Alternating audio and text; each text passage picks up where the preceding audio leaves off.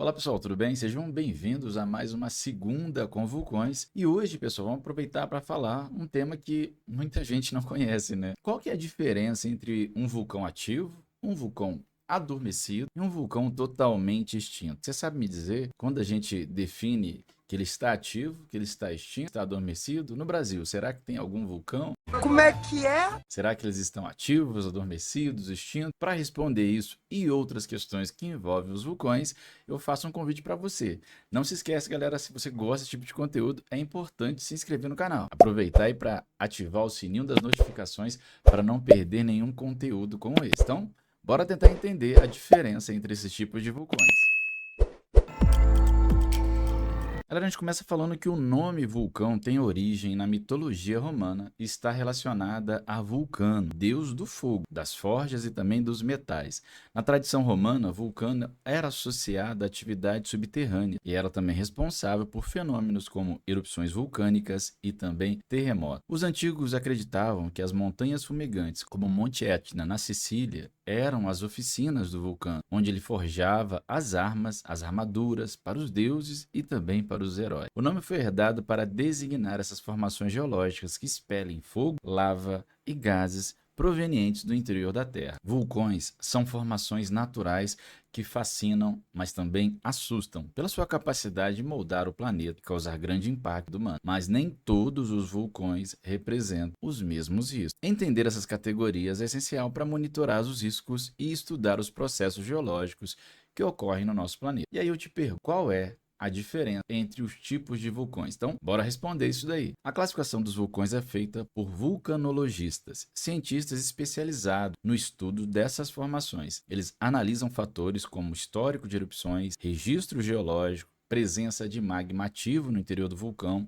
e também atividade sísmica na região. O processo de diagnóstico pode levar anos, com auxílio de tecnologias avançadas como sensores sísmicos, satélite e também monitoramento térmico. Vamos explorar as características de cada tipo de vulcão, o ativo, o adormecido e também o extinto, para a gente poder diferenciá-lo. Então a gente começa falando o que é um vulcão ativo. Um vulcão ativo é aquele que já entrou em erupção em termos históricos e que ainda apresenta sinais de atividade, como emissões de gases, tremores sísmicos ou deformações na superfície.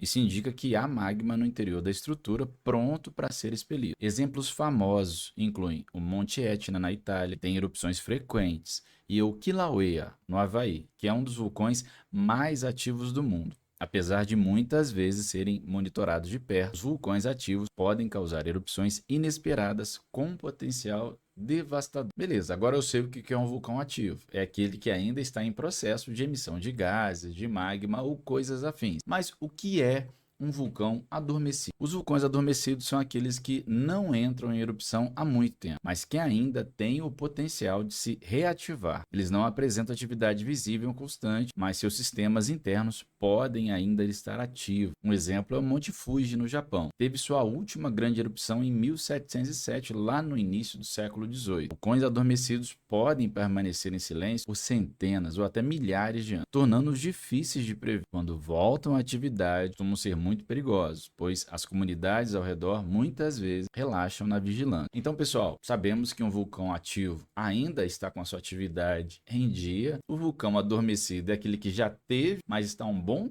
tempo sem ter nenhum tipo de atividade, mas é aquele que é extinto. Vamos pensar no vulcão extinto e onde ele ocorre, inclusive se tem no Brasil. Mas o que é então um vulcão extinto? Os vulcões extintos são aqueles que não têm mais magma no interior e, portanto, não podem voltar a entrar em erupção. Eles estão inativos há milhões de anos e geralmente são erodidos pelo tempo. Um exemplo é o vulcão Kohala, no Havaí, que não mostra sinais de atividade há mais de 60 mil anos. Vulcões extintos não representam um risco imediato, mas são importantes para o estudo da história geológica do nosso planeta. Mas desses tipos de vulcão, qual deles é o mais perigoso para a gente? E também por que eles são perigosos? Os vulcões adormecidos e ativos são os mais perigosos, cada um por razões diferentes. Os vulcões ativos podem causar erupções frequentes, como as que ocorrem no Monte Merapi, lá na Indonésia, que afetam milhões de pessoas em área densamente povoada. Já os vulcões adormecidos são particularmente traiçoeiros, podem entrar em erupção de forma inesperada e com grande violência, como foi o caso do Monte Pinatubo nas Filipinas em 1991.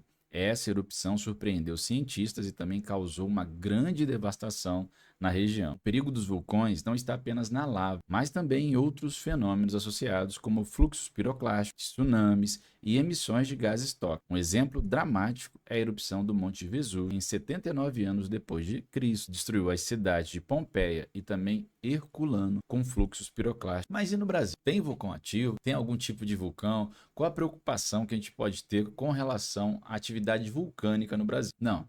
O Brasil não possui vulcões ativos devido à sua localização numa placa tectônica centralizada nessa placa. Nesse sentido, nós temos uma trindade geológica. Os países que estão nas bordas das placas tectônicas são os países que vão mais sofrer com as atividades vulcânicas ou em regiões de grande atividade sísmica, e o caso brasileiro é um caso de grande tranquilidade. Mas a gente tem algum vulcão famoso? Existe possibilidade de esse vulcão voltar a entrar em erupção? Vamos pensar um pouco sobre isso. O vulcão mais conhecido e extinto no Brasil é o vulcão Trindade, localizado na ilha de Trindade, no Oceano Atlântico, tá? Então, de maneira geral, a gente tem até outros vulcões aí que de vez em quando o pessoal fica falando, como o vulcão na região do Amazonas, inclusive hoje um achado geológico que é considerado um dos vulcões mais antigos do planeta, e outros vulcões em algumas regiões do Brasil, só que todos eles vulcões já extintos, que não representam nenhum tipo de risco, pelo menos de imediato, de alguma atividade vulcânica que seja perigosa ou minimamente complicada para a gente. Por isso, você gosta desse tipo de conteúdo que envolve atividade vulcânica. Se você quer saber de atividades vulcânicas em outros lugares do mundo,